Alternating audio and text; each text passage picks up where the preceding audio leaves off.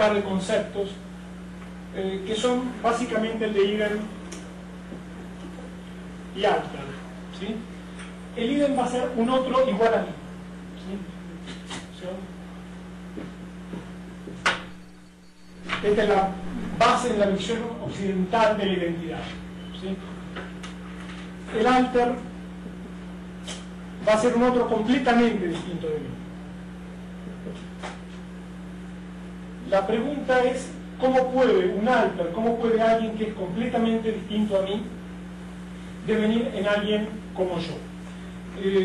Lo que es importante en estas dos categorías es que son dialécticas y casi como meióticas, o sea, pueden ir dividiéndose. Por ejemplo, en este caso, yo soy alter de ustedes, en el sentido en el que estoy de este lado, ustedes están todos de aquel lado. Podríamos diferenciar hombres como idem, ¿no es cierto?, versus alter en las mujeres, latinoamericanos versus europeos. Estas categorías podrían ir variando de acuerdo al recorte que queremos hacer. O sea, la pregunta básica es cómo una persona completamente distinta de mí deviene en alguien como yo. En el caso de la guerra de Corea, esta barra de desigual podría casi asimilarse al paralelo 38. Entonces, de aquí para acá es Corea del Sur, somos todos 100, de aquí para acá está el enemigo, ¿no? Y esta es insalvable. Un kilómetro más, menos de la zona desmilitarizada.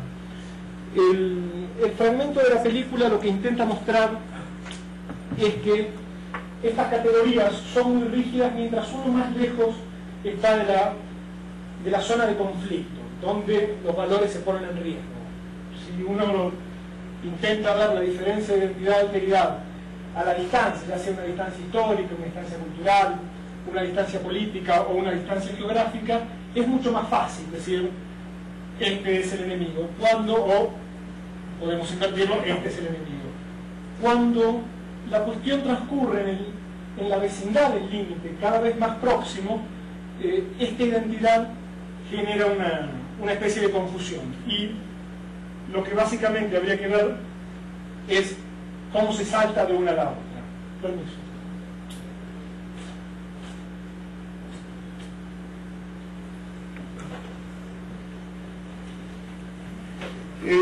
Para aquellos que no la conozcan, Joint Security Area es una película sobre la crítica cinematográfica, la llama un confuso incidente en la zona desmilitarizada, en el cual unos soldados surcoreanos penetran en territorio norcoreano, están en un puesto de control, hay una suerte de tiroteo, no se sabe si los soldados habían sido secuestrados o habían ido por poca voluntad, y hay una investigación de una comisión conjunta llevada a cabo por unos suizos y por una chica suiza de ascendencia coreana. Este es el momento en el que un soldado surcoreano penetra en un campo minado y se pierde, queda abandonado de su batallón, separado, y se pierde.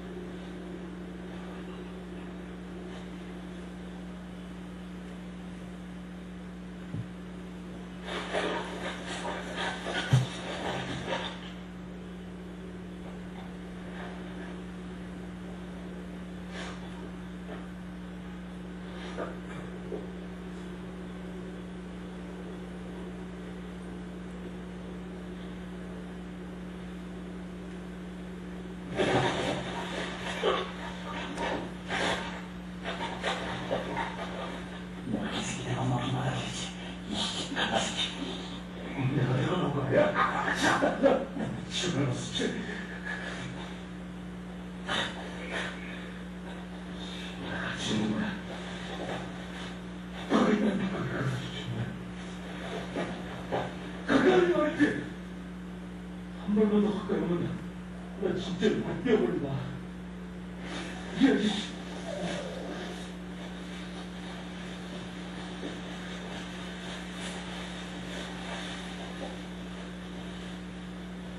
야, 개새끼들아! 내가 어떻게 해? 너 가라앉게 미안하지? 가까이 오지 말랬지. 언제 그냥 가라 그랬어.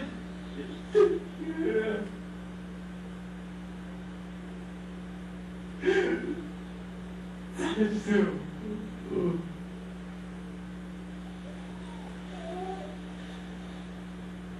여기는 다 그 새끼가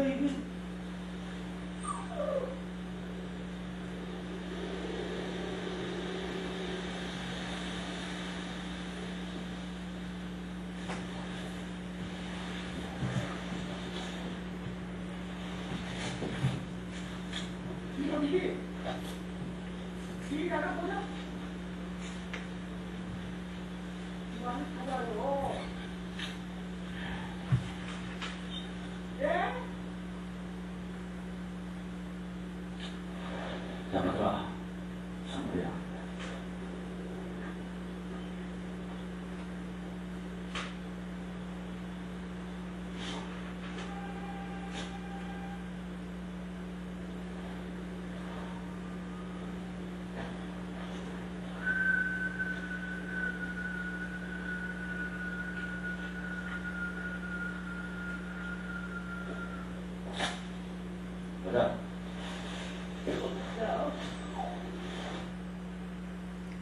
La escena comienza y termina con la mirada del soldado surcoreano.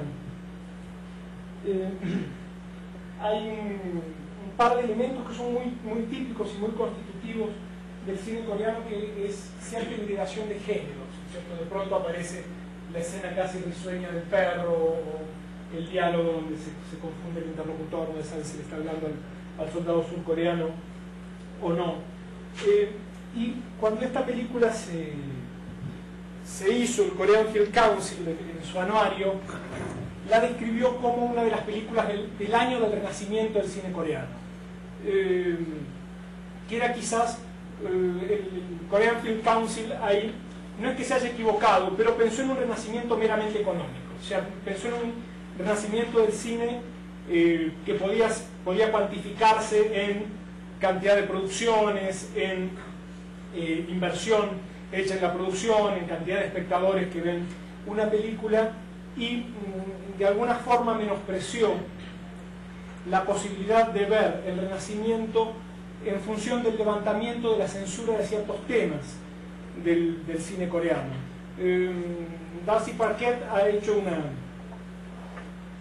una especie de pequeña historia del cine bélico coreano, cómo va en los 50 siendo un cine más de propaganda, después empezando a tomar las pequeñas historias de la tragedia de la guerra, después un cine fuertemente censurado, y lo que me interesaba de esta especie de alivio de la censura y del resurgimiento cultural era la posibilidad que tiene esta película de ver al norcoreano no como un enemigo insalvable, o sea, no como un enemigo irreconciliable.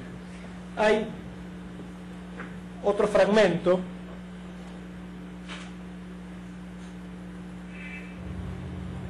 지난번엔 고맙다는 인사도 제대로 못하고 형한테 되게 미안했어요.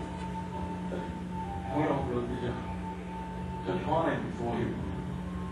그저 맨날 동지 소리만 듣다가 형캐리다. 도대체가 이해가 안 가는 거구만 거지. 안녕히 계세요. 아니 귀하고 할 것 같기도 뭐.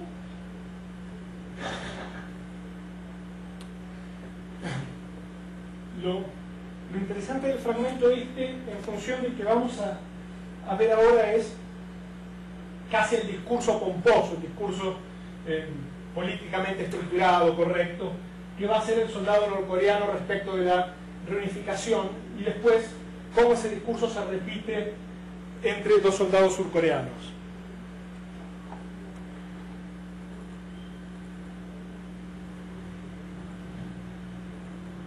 잘 알았습니다.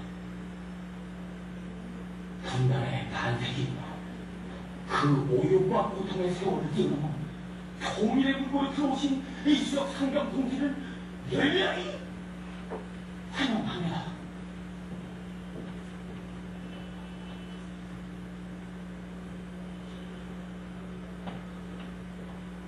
죄송합니다. componente.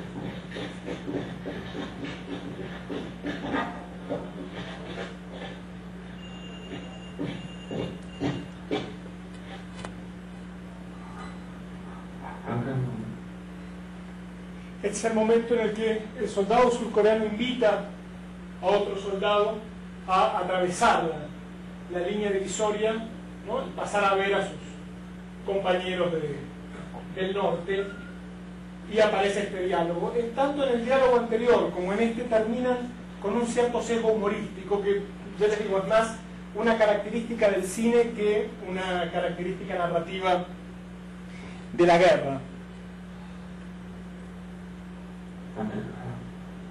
뭐?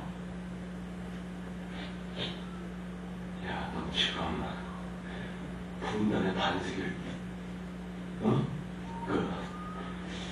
오욕과 고통의 세월을 뛰어넘어서 통일의 물꼬로 들어가는 거야, 인마. 나중에 어떻게 안 될까? Bien. ¿Cómo se salva este pasaje de la identidad a la alteridad? La primera respuesta es cómo no se salva, y no se salva por una vía racional. O sea, no hay ninguna forma básicamente de justificar. Una vía racional es una vía lógica e implicaría un valor de verdad. O sea, o tienen la razón de este lado o tienen la razón de este lado. Actualmente cualquiera de las dos partes en pugna van a reclamar para sí una razón a la que se accede por cierta vía lógica. La propuesta de la película del resto de las películas bélicas es que se salta por un salto, se pasa por un salto ético, ¿sí? No por un salto lógico. Y ese salto ético es básicamente una apuesta de humanidad, que no... La doctora Mera decía en la ponencia anterior, hacía una pregunta me parecía fantásticamente inicial, que era ¿qué es Corea? ¿No? O sea, básicamente pasa por plantearse desde el vamos ¿qué es Corea? En el pensamiento occidental, Heidegger, cuando habla en una conferencia que se llama Identidad y Diferencia, él empieza planteándose esa identidad, ¿no? A es igual a A, y termina diciendo, bueno, solamente cuando nos ponemos a pensar lo que ya se ha pensado mucho es que podemos empezar a pensar lo por pensar, el porvenir. Y me interesaría, tenemos poco tiempo, y terminar un poquitito cuál es la conclusión de esto. Básicamente la construcción de identidad y de alteridad, más allá que pueden sostenerse en valores culturales, tradicionales, históricos, sociales, políticos, pueden apuntalarse en eso, se originan fundamentalmente en lo que llamamos un salto ético, que es una profunda decisión del sujeto de ver qué es lo que quiere hacer. Y bueno, permito leerme la clausura de esto. Cuando en Occidente uno plantea la idea de la guerra,